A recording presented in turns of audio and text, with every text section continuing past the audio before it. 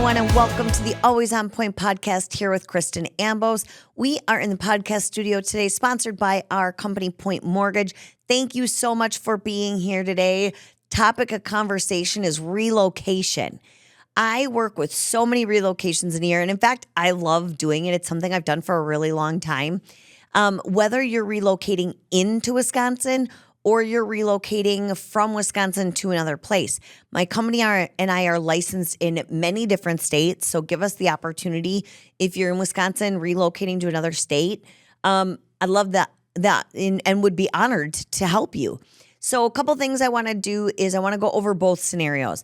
The first scenario we're going to talk about is moving into Wisconsin, because relocating here has different nuances from other states. So if you're relocating into Wisconsin, what do you need to know? So there's a few big things you need to know when you're coming in.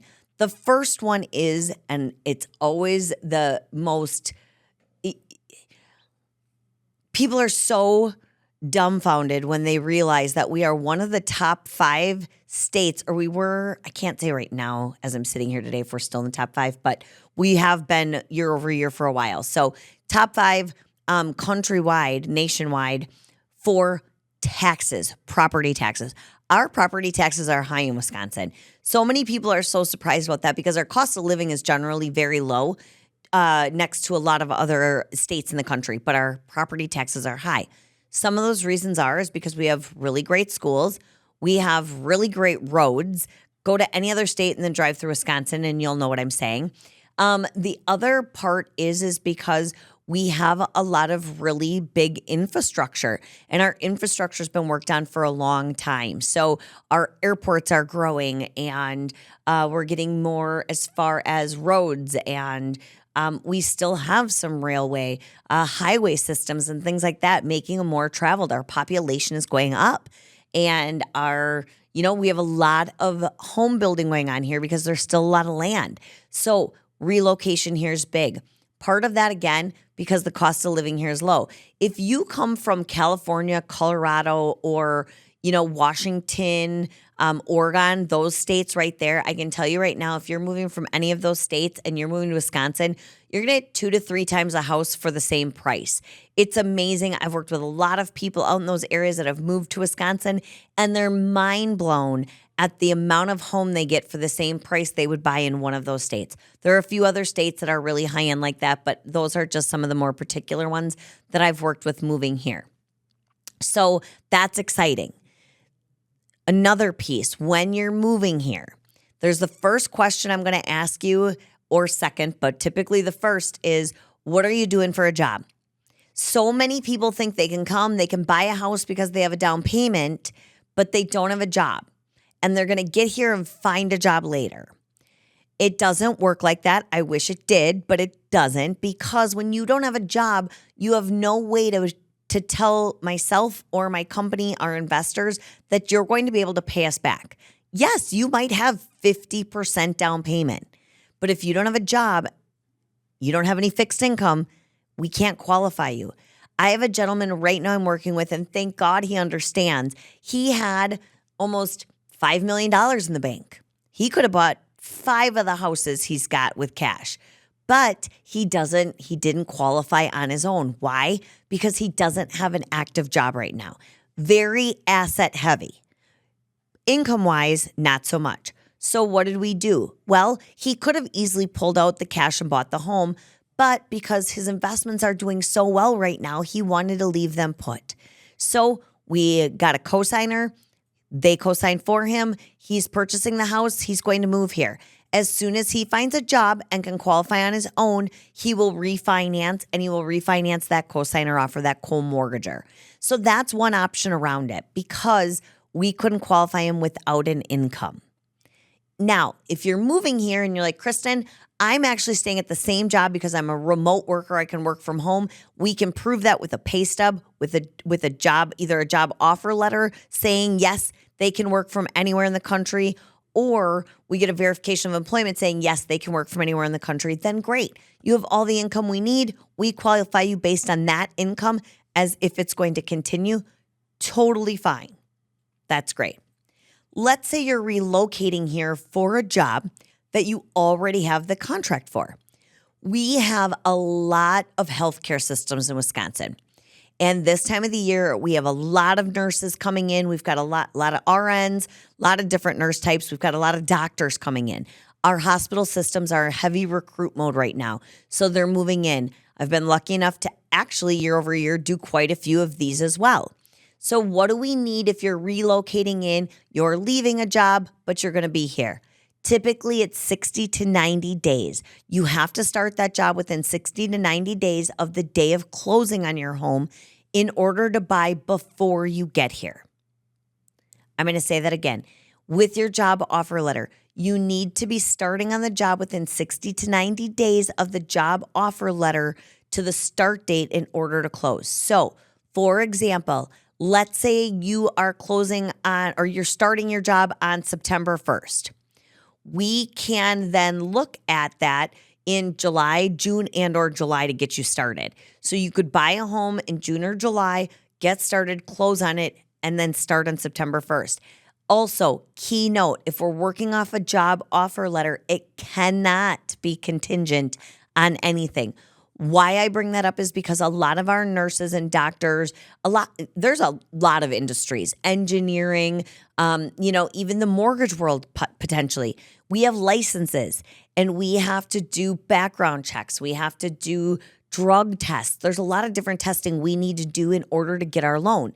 So a job offer letter might be contingent on that drug test, that licensing, being able to move over, and any other reason. We cannot close on the home until those contingencies of your job offer letter are gone. So we can do a pre-approval with the contingencies, but remember, by the time we close on the home, those contingencies have to be done, meaning your licensing has to be moved, your background checks have to be done, your drug tests have to be done. Now, we're not asking for copies of how those tests turned out. We just need that employer, for example, ThedaCare. ThedaCare is a huge healthcare system in Wisconsin. If you are a doctor relocating to Wisconsin and you have a job offer letter stating that your license needs to move here, your background test has to be passed, and your drug test has to be passed, as long as we just get a verification of employment saying, yes, all those tests are passed, and or an updated job offer letter stating that it is no longer contingent, you've met all of your contingencies, and this is the guaranteed job start date, we can use that. But that key 60 to 90 days. And the reason why I say 60 to 90 days is because we have to look and see the variables that go within that. Most times it's 60 days, but every now and again, based on the protocol within the offer letter, we can go to 90 days by exception. So let us know if that's the case. But you can start looking here. Again, I just want to let you know that if you don't have a job, so many people think, well, I'm selling my house. I'm going to move to Wisconsin. I took a call this week and they're like, well, how the heck am I supposed to find a job if I have nowhere to go?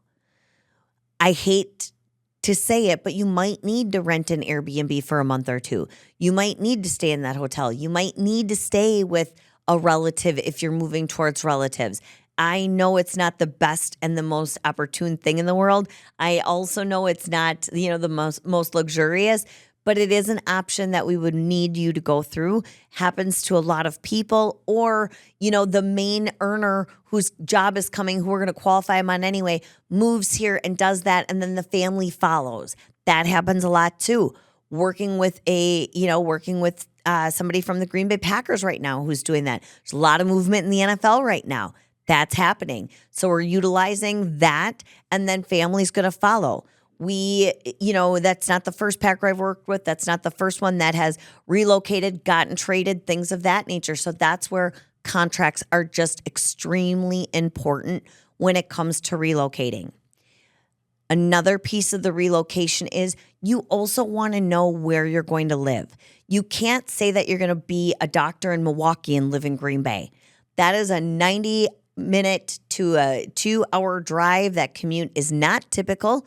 So we need you to be within a commuting distance. That's typically within 60 minutes. So as long as you're in a commutable distance, again, that works. If it's outside of that communal distance, then we need to get a little bit closer. So working with a lender who understands relocations, understands the costs and the means to do so is huge. Lastly, one of the biggest questions I get is, Kristen, if I'm closing on my home in California on Thursday, how do I close with you on Friday and move all those funds around? Big question asked all the time. What we do as a lender is we work with your sale title company out in California. We have them wire the funds to our title company in Wisconsin. Then our title company closes on your home. We use the proceeds that we need to go into the down payment, closing costs, and everything for the purchase of your new home in Wisconsin. Whatever difference there is, then our local title company cuts you a check back or wires you back the difference. So that's how we can make that work. It's amazing to me still how many loan officers don't utilize or understand how to do that. Start talking checks. Now you need a week in between. It's not necessary. So a lot of just nuances when it comes to relocating. I have helped clients understand, there's a really good friend of mine who was a relocation from the Chicago market. She's now in Green Bay. When she moved here, she leaned on me for a hairdresser, a dentist, a functional doctor, a commercial doctor, a nail lady, everything. Like, we want to help you all ways we can when you move. We want you to live in a community that you want to live in. And, sometimes just drawing a hat out of the name for a real estate agent when you're relocating isn't the best either. Find one that you know, like, and trust. Get a referral. If you don't have one and you're listening to this, let my team and I help you with that pre-approval, and we're happy to refer you a real estate agent that we know, like, trust, have done business with, and we've got them all over the state of Wisconsin, as far east as, Minnesota. As far west as Minnesota, and as far east as Kewaunee, Algoma, Lakeside, down to Milwaukee, down to Madison, every corner, all the way up north to Iron Mountain, and whether it's Iron Mountain, Pembine, Door County, maybe it's even further up to, Hudson. There's just so many opportunities, and we want to help you with all of that. So if you just are looking at the state of Wisconsin and don't know where to start with me. Let me help you out. I'll put you in good hands. Make sure you have everything you need. Now, to flip that switch on relocating, when you're in Wisconsin and you're relocating out of state, there's a couple of things you want to know. One, you have to have a licensed mortgage loan officer in that state. So, like I said, my team and I are licensed in a lot of states. My company is licensed all over the country. We very well could help you. However, if you're not in a state where we're licensed, then I want to make sure I'm finding you a loan officer who's going to treat you good. So call me. I know loan officers all over the country, ones that I would let take care of my daughter and my own loan. So those are some things there. 2, real estate agents. Again, you want to make sure you're building your right team out there. If you don't know where to start with a real estate agent, let me put you in the right hands. We have real estate agents that we work with, tons of them in Florida, California, Colorado, again, Illinois, Indiana, Michigan. It doesn't matter. Minnesota. We have so many real estate agents that we can help you with. Now, if you're moving in Wisconsin let's say you're moving from Green Bay to Eau Claire. So you're moving all the way from one end of the state to the next, but you're just not sure where to start. I can help you. We can work with that. I've got agents out there. We can put you with them.